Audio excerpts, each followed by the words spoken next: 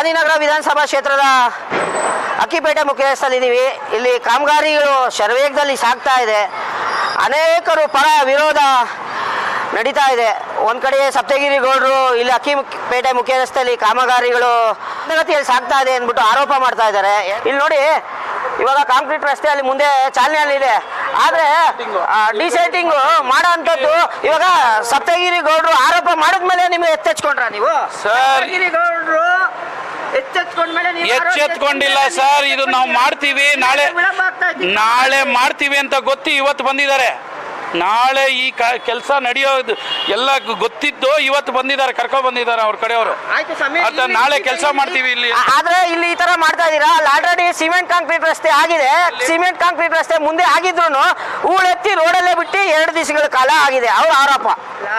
ಎಲ್ಲಿ ಸರ್ ಅಲ್ಲಿ ಸಿಮೆಂಟ್ ಹಾಕಿದ, ಅಲ್ಲಿ ಇದಿಲ್ಲ ಸರ್, ಮೋರಿ ಇಲ್ಲ. ಅಲ್ಲಿ ಮೋರಿ ಇಲ್ಲ, ಯಾವ್ದು ಹೂಳೆತ್ತಿಲ್ಲ. ಇವಾಗ ಅಲ್ಲಿ ಎತ್ತಿದ್ವಿ ಮುಂದೆಗಡೆ, ಅಲ್ಲಿ ಹೂಳೆತ್ಬಿಟ್ಟು ರೋಡ್ ಹಾಕಿದ್ವಿ. ಎಲ್ಲಿ ನಾವು ಹಳೆ ಗೋವಿಂದ್ರ ಹೋಟ್ಲ್ ಇದೆಯಲ್ಲ, ಅಲ್ಲಿಂದ ಒಂದು ಪೀಸ್ ಹಾಕಿದೀವಿ. ಈಗ ಅಲ್ಲಿ ಹೋಗಿ ನೋಡಿ, ಹಳೆ ನಮ್ಮ ಹತ್ರ ಫೋಟೋ ಇದೆ, ಹೂಳೆತ್ಬಿಟ್ಟೆ ರೋಡ್ ಹಾಕಿರೋದು. ನಿಮ್ಮ ಹತ್ರ ಇರ್ತದೆ. ಆರೋಪ ಪ್ರತ್ಯಾರೋಪ ಮಾಡೋದು ಸಹಜ, ಆದರೆ ಗುಂಡಾವರ್ತನೆ ಮಾಡೋ ಅಂಥದ್ದು ಸರಿಯಲ್ಲ. ಅವ್ರ ಆರೋಪ. ಅಲ್ಲಿ ನೋಡಿ, ಇವಾಗ ನಾನು ಸಮೀಕ್ಷೆ ಮಾಡ್ಕೊಂಡ್ ಬಂದೆ, ರೋಡಲ್ಲೇ ಕಸ ಬಿದ್ದಿದೆ.